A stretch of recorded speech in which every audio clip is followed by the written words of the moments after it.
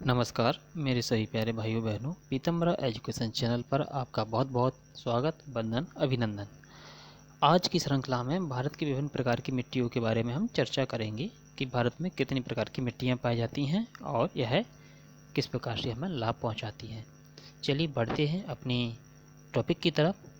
पीतम्बरा education channel को आप subscribe कर लें और बेल आइकन को दबा लें ताकि आपको नोटिफिकेशन समय पर मिलते रहें।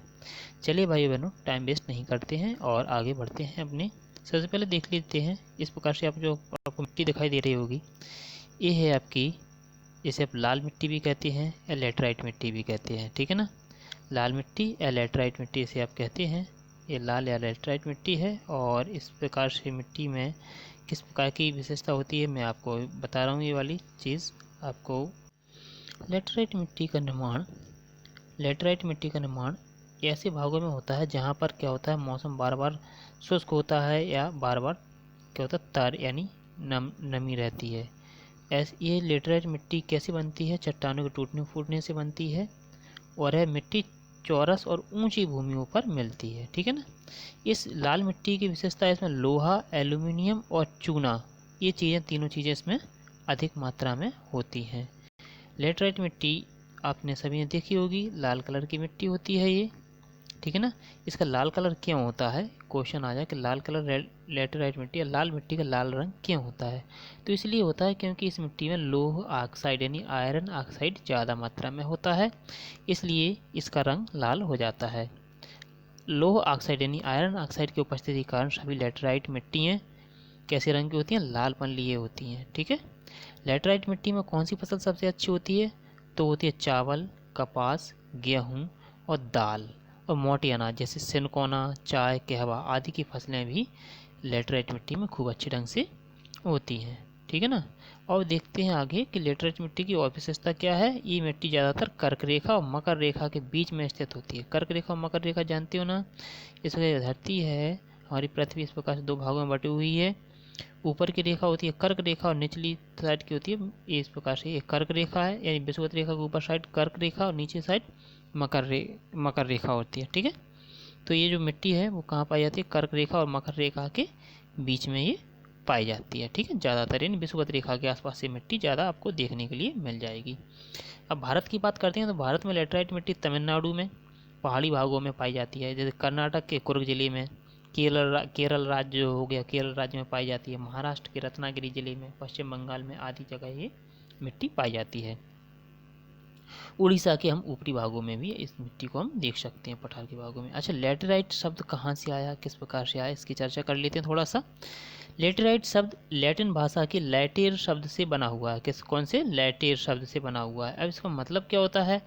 लैटेर मतलब होता है ईंटें, लेटरेर यानी होता है ईंट, ठीक है ना। और इसका नाम इसी आधार पर रख दिया गया लेटेराइट, क्योंकि आपने देखा होगा ईंटें किस कलर की होती है? लाल रंग की होती हैं, इसलिए इसका नाम लेटेराइट मिट्टी रखा गया है, ठीक है। और इसमें लाल रंग होता किस कारण, मैंने आपको पहले ही बता दिया, इसमें आयरन ऑक्साइड यानी आयरन की मात्रा ज़्यादा होती है, इसलिए इसका नाम आयरन ऑक्साइड पड़ गया। अब देखिए, अब बात करते हैं अपन कि एक फ्रांसिस ब्यूकनन हैमिल्टन एक व्यक्ति था, उसने 1807 में दक्षिण से एक रॉक यानी शैल यानी पत्थर के लिए ये नाम दिया था, ठीक है ना। लेटेराइट एक प्रकार का स्कॉट गर्ता मृण सेल यानी मिट्टी की कोई सेल है, ठीक है ना। ये ज़्यादा आपको जो मैंने समझाया उतना बहुत है। इसके बाद देखिए, भारत में लेटराइट कहाँ पर पाई जाती है। तो भारत की बात करते हैं, लेटराइट कहाँ कहाँ पाई जाती है। दक्षिण भारत की बात करें, यानी दक्षिण भारत नीचे की साइड की बात करें तो ये मध्य प्रदेश और बिहार के पठारों के बीच में जो स्थल हैं वहाँ पर ये लेटराइट मिट्टी पाई जाती है। और ऐसे पठारों की ऊंचाई 2000 से 5000 फुट तक होती है या इससे भी अधिक। यहाँ पर जो निक्षेप बहुत फैला हुआ है, ठीक है, पूर्वी घाट और पश्चिमी घाट में भी लेटराइट मिट्टी मिलती है, ठीक। ये आपको इतना हो गया। इसके बाद देखिए, अब देखिए लेटराइट मिट्टी के बाद अब अगली मिट्टी आती है आपकी जलोढ़ मिट्टी। जलोढ़ होती क्या है? जलोढ़ जलोढ़ दो शब्दों से मिलकर जल और लोढ़ यानी लुढ़कना। जो मिट्टी जल के साथ बहती हुई चलती है या जो मिट्टी जल के साथ लुढ़कती हुई आगे बढ़ती है, उस मिट्टी को लेटेराइट जलोढ़क मिट्टी या जलोढ़ कहते हैं, ठीक है। बात समझ में आ रही होगी शायद, ठीक है ना। अब आगे देखते हैं, तो जलोढ़ मिट्टी, जलोढ़ मिट्टी के बाद देखिए, अब इसके बाद में थोड़ा सा और डिटेल में चर्चा करते हैं। जलोढ़क या एलुवियम सॉइल भी इसी को कहते हैं। अगर एलुवियम सॉइल आ जाए तो आप घबराना मत, क्योंकि इसका नाम जलोढ़क ही होता है। जलोढ़ मिट्टी उस मृदा या मिट्टी को कहते हैं जो बहती हुई जल से बहाकर लाई जाती है, ठीक है। 1 मिनट, ओके, इतना समझ में आया होगा शायद आपको। तो इतना तो समझ में आ ही गया होगा कि जलोढ़क एलुवियम सॉइल भी इसी को कहते हैं। ये कैसे आई जाती है, आपको पता है कि नदियों से बहाकर लाई जाती है, ठीक है। और ये कैसी होती है, भुरभुरी टाइप की होती है, ढीली टाइप की होती है, ठीक है ना। इसका मतलब ये है कि इसके कण आपस में अच्छी तरह से बंधे हुए नहीं होते हैं, इसलिए ठोस नहीं होती है, ठीक है ना। इसलिए इसकी जलोढ़ मिट्टी की कोई भी चट्टान नहीं बनती, ठोस नहीं बनता ये, ठीक है। इसके बाद देखिए जलोढ़ मिट्टी क्या होती है। जलोढ़ मिट्टी को जलोढ़क मृदा भी कहा जाता है ना। और ये विभिन्न प्रकार के पदार्थों से मिलकर बनी होती है, जिसमें सिल्ट यानी गाद जिसे कहते हैं, जो नदियाँ बहाकर लाती हैं, तो सिल्ट जो बिल्कुल महीन सी मिट्टी हो जाती है उसे हम सिल्ट कहते हैं, ठीक है। मृत्तिका के कहीं महीन कण और बालू यानी जिसे हम बजरी कहते हैं, ये सारे कण इसमें मिले होते हैं, इस प्रकार से जलोढ़ मिट्टी बनती है, ठीक है। अब जलोढ़ मिट्टी का नाम क्यों जलोढ़ पड़ा, इसका देख लेते हैं। जलोढ़ शब्द जल से आया है। जलोढ़ कहने का मतलब है जल के द्वारा बहाकर लाया गया, इसलिए इसका नाम पड़ गया जलोढ़ मिट्टी, ठीक है। देखिए अब आते हैं अपन काली मिट्टी की बात करते हैं। काली मिट्टी देखिए, काली मिट्टी जो होती है, काली मिट्टी जो होती है, काली मिट्टी का कलर काला होता है, काला कलर होता है इसका। और ये कपासी मिट्टी भी कहलाती है। कपासी मिट्टी भी इसी को कहते हैं। क्यों कहते हैं, क्योंकि इसमें कपास की खेती सबसे अच्छी होती है। इसके अलावा ये अपने आप यानी स्वतः जुताई वाली मिट्टी भी कहलाती है, क्योंकि यह आपने देख रहे होगे कि इसमें दरारें टाइप की अपने आप ही सूखने पर इसमें दरारें टाइप की पड़ जाती हैं, तो इसलिए इस मिट्टी को हम स्वतः जुताई वाली मिट्टी भी कहते हैं। इसमें क्या होता है, इसमें जल धारण करने की क्षमता भी अत्यधिक होती है। जल धारण करने की क्षमता का मतलब है इसमें पानी जो होता है, पानी अगर अपन ने एक बार डाला इसमें तो काफ़ी लंबे समय तक इसमें पानी भरा हुआ रहता है, इसलिए इसे जल धारण क्षमता भी इसकी अच्छी मानी जाती है। जल धारण क्षमता इसकी अच्छी मानी जाती है इस काली मिट्टी की, ठीक है ना। इसके बाद आगे देखते हैं इसके बारे में और विशेषताएं। जो भारत में देखिए, भारत में उत्तर भारत में ये जो मिट्टी है बहुत ज़्यादा फैली हुई होती है। यह बहुत उपजाऊ मिट्टी है। इसे जलोढ़ या कछारी मिट्टी भी कहते हैं। भारत के 43% भाग पर ये पाई जाती है। सतलज, गंगा, यमुना, घाघरा, गंडक, ब्रह्मपुत्र नदियों में ये मिट्टी पाई जाती है। इस मिट्टी में कंकड़ नहीं मिलते। इस मिट्टी में नाइट्रोजन, फास्फोरस, वनस्पति अंशों की भी कमी होती है, ठीक। अब इसमें देखिए, अब इसमें क्या होता है मैं आपको बता दूं। अच्छा, खादर और बांगर में आपको बताना भूल गया, मैं बता दे रहा हूँ। जलोढ़ मिट्टी होती है ना, जलोढ़ मिट्टी पुरानी जलोढ़ होती है, उसे कहते हैं अपन बांगर। और नई जलोढ़ मिट्टी होती है उसे कहते हैं हम खादर, ठीक है। जलोढ़ मिट्टी अत्यंत उपजाऊ होती है, बहुत ज़्यादा उपजाऊ मिट्टी होती है। जलोढ़ मिट्टी के मैदान जहाँ भी होंगे वहाँ उपजाऊ भूमि होती है, ठीक है। अब देखते हैं इसमें होती क्या क्या है। इसमें विशेष प्रकार से खरीफ की फसलें, रबी की फसलें, कपास, तिलहन, गन्ना, इस प्रकार की फसलें खूब उगाई जाती हैं, ठीक है, ये मिट्टी में। देखिए इस प्रकार से। अब देखते हैं लाल मिट्टी। लाल मिट्टी की थोड़ी चर्चा करते हैं। जो कुछ रह गया था वो आगे अभी बता रहा हूँ मैं आपको, क्या क्या रह गया था इसमें। जो लाल मिट्टी है ये पीली मिट्टी चॉकलेटी रंग की भी होती है, इसे पीली मिट्टी के नाम से भी जानते हैं। क्योंकि इसमें जल की मात्रा अधिक हो जाती है तो यही लाल मिट्टी पीले से कलर की दिखती है, इसलिए पीली मिट्टी भी इसे कहते हैं, ठीक है। अच्छा, ये बनती कैसे हैं। ये जलवायु के परिवर्तन से क्या होती है, जो परिवर्तित चट्टानें होती है टूटने फूटने से बनती है। मिट्टी तो हमेशा चट्टानों के टूटने से ही बनती है, आपको ये पता होना चाहिए। यह मिट्टी जब पानी में मिल जाती है तो ये पीली सी दिखाई देने लगती है, इसलिए पीली मिट्टी भी कहते हैं। इसमें क्या होता है, लोहा और एल्यूमिनियम खूब अच्छी मात्रा में होता है। और इसमें ये जो मिट्टी होती है लाल मिट्टी, ये रंध्रयुक्त होती है, यानी इसमें छिद्र टाइप के होते हैं, काफ़ी अच्छे छिद्र टाइप के होती हैं। इसमें इस मिट्टी में बाजरा की फसल क्या होती है, अच्छी होती है। लेकिन गहरे लाल रंग की मिट्टी कपास, जो गहरे लाल रंग की मिट्टी कपास, दाल, मोटे अनाज के लिए अच्छी मानी जाती है, ठीक है। अब ये मिट्टी मिलती कहाँ है? उत्तर प्रदेश, बुंदेलखंड, छत्तीसगढ़, झारखंड, पश्चिम बंगाल, मेघालय, नागालैंड, उत्तर प्रदेश, राजस्थान, इन शहरों में ये मिट्टी पाई जाती है। ठीक है। छत्तीसगढ़ में लाल पीली मिट्टी को स्थानीय रूप से मटासी मिट्टी भी कहते हैं। देखिए कभी कोई क्वेश्चन आ जाता है, बहुत इंपॉर्टेंट क्वेश्चन है, मटासी मिट्टी किसे कहते हैं? तो छत्तीसगढ़ में लाल और पीली मिट्टी को स्थानीय रूप से या स्थानीय भाषा में मटासी मिट्टी कहते हैं। इसका विस्तार पूरे राज्य भर में लगभग 60% भूभाग पर फैला हुआ है।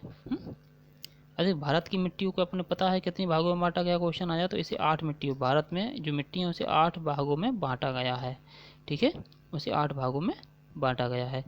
सर जैसे देखिए जलोढ़ मिट्टी को दोमट मिट्टी, कछारी मिट्टी भी कहते हैं। ऐसे एलुवियल सॉइल भी इंग्लिश में कहते हैं। भारत की बात करें, भारत में मृदा का सबसे बड़ा वर्ग यही है, यानी सबसे ज़्यादा हमें भारत में कहाँ पाई जाती है? जलोढ़ मिट्टी पाई जाती है। ठीक है, यह 2 प्रकार की होती है, खादर और बांगर, मैंने बता ही दिया। नई वाली जो जलोढ़ होती है उसे क्या कहते हैं? वांगर, और पुरानी जलोढ़ को खादर। ठीक है ना, नई जलोढ़ को खादर, सॉरी मैंने बताया ना, पुरानी जलोढ़ को बांगर। देखिए पुरानी जलोढ़ की मिट्टी बांगर और नई जलोढ़ मिट्टी खादर कहलाती है। ठीक है ना, ओके। अगले देखते हैं आगे। काली मिट्टी को मैंने अभी बताया, काली मिट्टी के बारे में थोड़ा सा जो रह गया मैं दोबारा से रिवीजन करवा रहा हूँ। ये इसमें देखिए काली मिट्टी को हम रेगुर मिट्टी भी कहते हैं, अपने आप जुताई वाली मिट्टी भी कहते हैं। ये किन चट्टानों से बनती है? बेसाल्ट चट्टानों से बनती है। काली मिट्टी बेसाल्ट चट्टानों से बनती है। इसका काला रंग क्यों होता है? क्योंकि इसमें टिटेनी फेरस मैग्नेटाइट होता है। टिटेनी फेरस मैग्नेटाइट होने के कारण ही काली मिट्टी का काला रंग होता है। ठीक है, इस मिट्टी में आयरन, एल्यूमिनियम, मैग्नीशियम, चूना बहुत अधिक मात्रा में पाया जाता है। इसमें सूखने पर, मैंने पहले बताया, सूख जाती है मिट्टी, सूखने पर इसमें दरार पड़ जाती है, इसलिए इसे स्वतः जुताई वाली मिट्टी भी इसको कहते हैं। ठीक है, कपास इस मिट्टी में काफ़ी अच्छा होता है। बाजरा, ज्वार की फसल भी इसमें खूब अच्छे से हो जाती है। अब लाल मिट्टी की बात करते हैं। लाल मिट्टी का लाल रंग मैंने एक बार बताया था, क्योंकि ये मैं रिवीजन करवा रहा हूँ, इसलिए ध्यान समझिए। इसमें आयरन ऑक्साइड की उपस्थिति ज़्यादा होती है, और अगर इसमें जल मिल जाता है तो इसे पीली दिखाई देने लगती है। ठीक है, समझ में आ गया? अच्छा, इसके बाद यदि लाल मिट्टी की अगर लाल मिट्टी की उर्वरता बढ़ाना हो तो क्या करेंगे हम? इसके लाल मिट्टी की उर्वरता बढ़ाना हो तो हम चूने का प्रयोग करके इसकी उर्वरता को हम बढ़ा सकते हैं, उपज को बढ़ा सकते हैं लाल मिट्टी में। लैटराइट मिट्टी की बात करते हैं। लैटराइट मिट्टी कहाँ पाई जाती है? लैटराइट मिट्टी अर्ध अपक्षारित प्रदेशों में पाई जाती है। ठीक है ना। अच्छा, इसमें क्या होता है? इसमें आयरन और सिलिका बहुत अधिक होती है, या 3 रूपों में पाई जाती है: गहरी लाल, सफ़ेद और भूमिगत जलवायु। लेटराइट 3 टाइप में ये पाई जाती है। ठीक है ना। अच्छा, लेटराइट मिट्टी का जो सफ़ेद रंग होता है, क्वेश्चन कई बार आता है, कई बार आ भी चुका है कि लेटराइट के सफ़ेद रंग का कारण क्या है? तो वो है केओलिन। क्या होता है? केओलिन होता है। और जो भूमिगत जलवायु लेटराइट बहुत अच्छी मानी जाती है, उपजाऊ, लेकिन जो सफ़ेद लेटराइट होती है इसकी उर्वरता कम होती है, उपजाऊपन कम होता है। इस मिट्टी में काजू की अच्छी फसल होती है। ध्यान करना, केओलिन में काजू की फसल काफ़ी अच्छी होती है, जो मालाबार प्रदेशों में मिल जाती है। लेटराइट मिट्टी किसके लिए? लेटराइट मिट्टी की अगर एक बात और करेंगे, लेटराइट मिट्टी चाय और इलायची की खेती के लिए बहुत अच्छी मानी जाती है लेटराइट मिट्टी। ठीक है, अब देखते हैं कुछ इम्पोर्टेंट फैक्ट। भारतीय मृदाओं में सूक्ष्म तत्व की सर्वाधिक कमी पाई जाती है, वो है जस्ता की।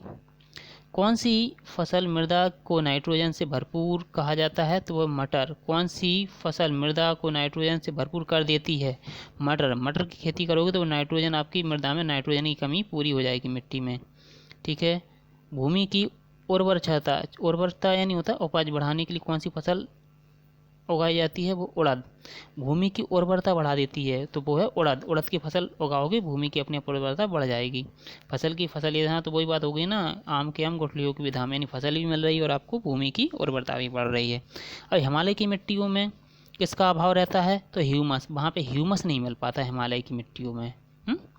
अच्छा, पौधों को सबसे ज़्यादा किस मिट्टी पौधों को जल सबसे ज़्यादा किस मिट्टी में मिलता है? तो चिकनी मिट्टी में मिलता है। चिकनी मिट्टी यानी काली मिट्टी, क्योंकि आपको पता होना चाहिए काली मिट्टियों में जल धारण करने की क्षमता अधिक होती है, वह लंबे समय तक अपने आप में जल को सोख कर रख सकती है।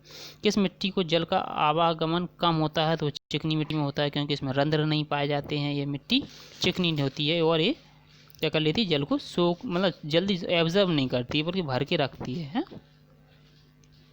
सामान्य फसलें उगाने के लिए मृदा का पीएच मान कितना होना चाहिए? तो वो होना चाहिए 6 से 7 पीएच मान। अच्छा, अम्लीय मृदा, ध्यान से समझिए, अम्लीय मृदा को कृषि लायक बनाने के लिए किसका प्रयोग करते हैं? चूने का। हमने पहले बताया अभी, लाल मिट्टी में अपन करते हैं ना चूने का प्रयोग।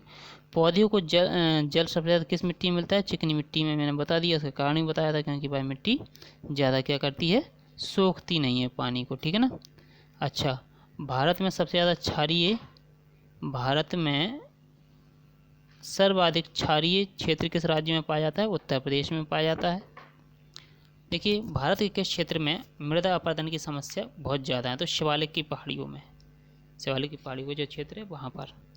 मृदा की उर्वरा शक्ति बढ़ाने के लिए क्या जरूरी है? वो है फसल चक्र। फसल चक्र करते रहेंगे तो मृदा की उर्वरा बढ़ती रहेगी, आपकी सही बनी रहेगी उपज।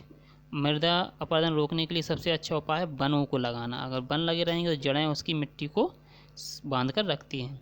आशा उम्मीद करते हैं आपने आज की इस वीडियो से बहुत कुछ सीखा होगा।